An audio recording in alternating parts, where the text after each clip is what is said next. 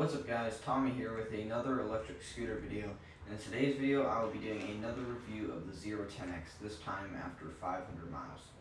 I'll be going over the pros and cons of the scooter and I'll also be doing a lift test for people who are curious about the weight of the scooter. Let's get into it. Alright, so I'd like to start off with the build quality. And the build quality is like a tank, quoting Electrek. As you can see, all of this is machined metal. You have really nice shocks, really thick tires, and it's just that's sort of what stood out to me when I first got the scooter. I've crashed on the scooter and there wasn't any damage to the scooter, maybe some scratches on the handlebars, but you know, I was the one who was hurt and not the scooter. Of course I was wearing a helmet, I wasn't going very fast, I was going about 15 miles per hour, which is probably where the majority of your crashes are going to happen. You know, because you don't pay much attention at those speeds because you feel safe. But really, the build quality is just amazing. If that's something you're worrying about, how long is it going to last? The build quality, just don't worry about it because it's going to last you a lifetime. Alright, so the second pro of the scooter that really stood out to me was the motors. They're very high quality motors. You can often tell that there is good electronics inside of a scooter if the motors are very quiet. And unlike a lot of Dualtrons I hear where it's kind of like a this is just it's a little ringing noise that only I can hear because I can hear those slight like dog whistle noises because you know I'm still a kid, I have good ears. But if you're older than me, you're probably not going to be able to hear that. So they're really high quality motors. They have great acceleration, great speed. They're very powerful. There's also two of them, which is a Mega Plus, especially if you want to do off-roading, which I do recommend the scooter for off-roading. Because say you get in a little hole, then you have another motor to either push you out or pull you out. You're being pushed and pulled. Also good for going up and down hills because you have you're being pushed and pulled. So that's going to help you when going up hills. So the motors are definitely a great pro. Pro number 3 for me would be the battery. This is a 1,157 watt 24 amp hour battery that comes in the 24 amp hour version. And it will get you plenty of range, more range than you'll ever need. I've never actually gotten past half battery, which tells you how much range there is. It's crazy. And actually, even after about 8 miles, I start to get sore. My hands start to get sore. I don't usually stand for that long, so it would take such a long time for me to run out of battery. I never even worry about it. So that is a massive pro for me. Now coming to number 4, we have the main selling point of the scooter, as you can guess, is the suspension. These are spring hydraulic suspension, and they work very good. I'll give you a little test of the suspension. And obviously, if you're heavier than me, there's going to be much more travel, so it's going to be a lot more plush.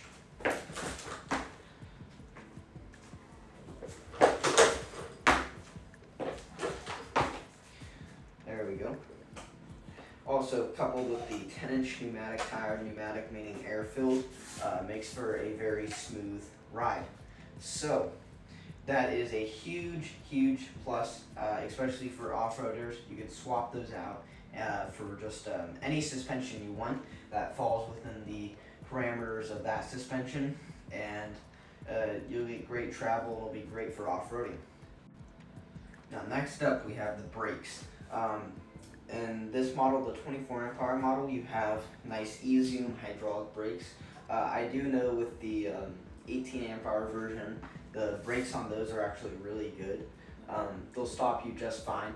These will just do a little bit better of a job at it, but I've actually ridden the 18 amp hour version with the mechanical brakes, and I was able to stop very fast. The wheels just lock up if you press too hard. So they're all great brakes. I did a little stopping test, and from like 15 miles per hour, I'd stop in like 10 feet. So like twice the length of the scooter. If you're wondering, the scooter is like 49 inches long. So yeah, the brakes are very good. With any great brakes on an electric scooter, you also have your regenerative braking, which you can adjust in the P settings, which is actually really good regenerative braking. I find myself using that about 80% of the time, so that's really good. And that's bringing me right onto my one of my last pros. These are the main pros. There's little small things that I don't want to spend too much time on, but it's how much you can adjust everything. You can adjust the regenerative braking, you can adjust the acceleration, you can adjust how fast it's going to go, whether it's eco turbo mode, single motor, dual motor, zero start, kick start, cruise control. So that's such a big plus for me because you can sort of adjust the scooter to your liking.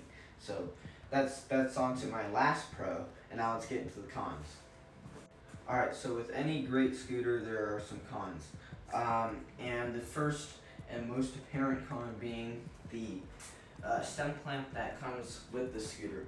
It's not terribly strong, so you might want to replace it. It works if you're not like a super heavy duty rider, but if you want to do off-roading and go fast often, accelerate, decelerate, maybe you're a heavier rider and you put more force on the stem, you're going to want to get the rugged clamp, which works really well for me. So that's sort of a con out of the box. I'd say the second con would probably be the kickstand. The stock one broke after about 100 miles. It's cheap. You can get another one which is a little bit better quality, so it's pretty cheap to replace, so I'm not worrying about that. And then for some people, the LCD controller, they don't really like it because it's kind of cheap. So yeah, not really super big cons, but just little ones I can kind of nitpick out. So now let's get on to the...